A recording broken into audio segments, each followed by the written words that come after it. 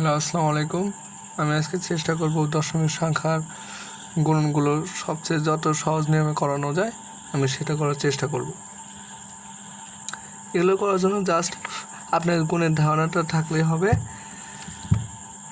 যেমন আমরা এটা করব, এটা হচ্ছে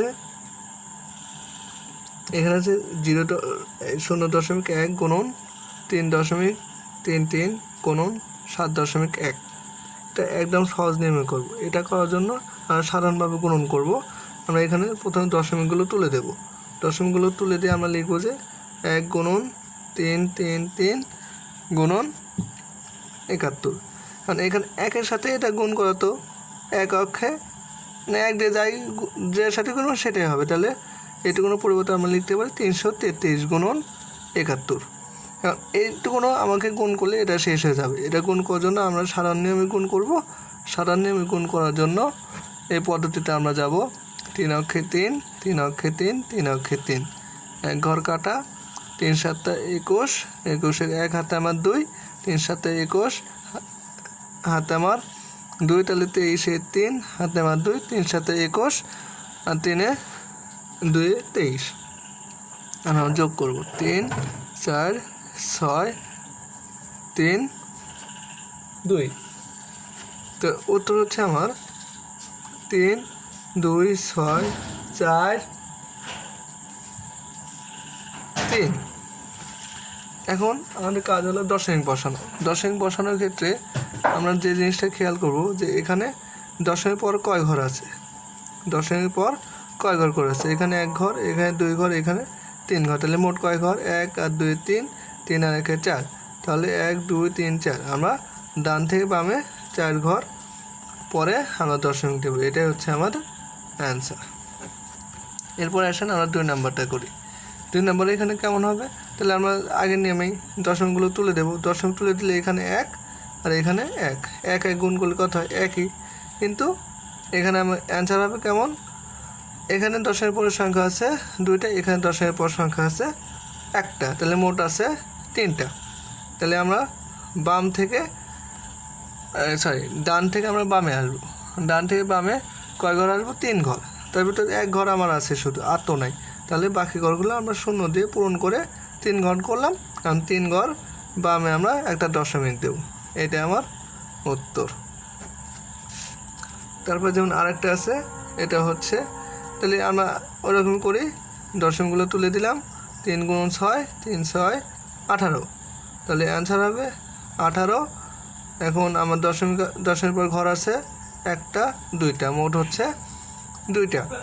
তাহলে 1 2 এখানে, তাহলে 2 ঘর বামে দশমিক দিলাম, সাথে একটা শূন্য। এটা হচ্ছে আমার অ্যান্সার। আচ্ছা, এখন আসেন এটা হচ্ছে একটু পাওয়ার। এটা জানি কি, পাওয়ারের উপর এর উপর যদি স্কোয়ার থাকে তাহলে আমার পাওয়ারের ক্ষেত্রে কী হয়? সেটা এ গুণন এ। এর উপর যদি 3 থাকে তাহলে কি বল? এ কিউব। এটা কী হবে? এ গুণন এ গুণন এ। তাহলে আমরা এটাও সেম ওটাই করবো। 0.2 গুণন 0.2, এটা ব্র্যাকেটে রাখলাম, ভাগ 0, এখানে আছে 3টা, তাহলে 0.1 গুণন 0.1 গুণন 0.1। এটা আমরা ভাঙায় নিলাম।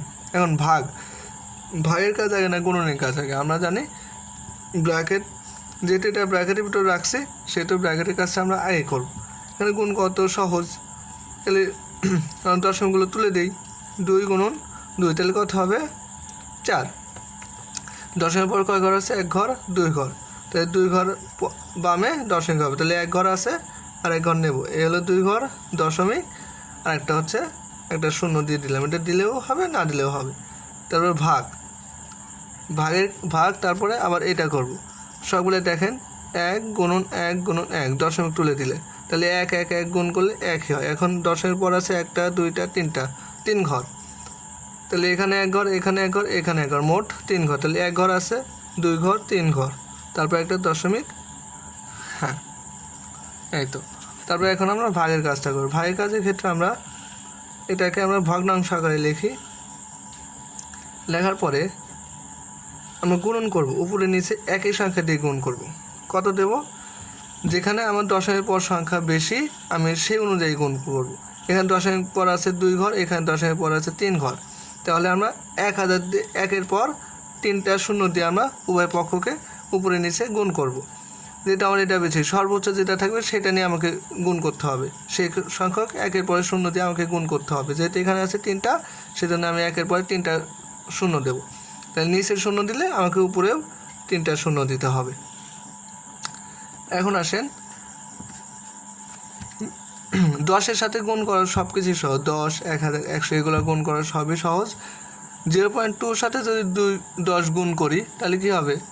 10 গুণ করলে কী হয়? দশমিকটা এক ঘর, একটা শূন্য থাকলে এক ঘর ডানে চলে যাবে, সুতরাং 2 হবে।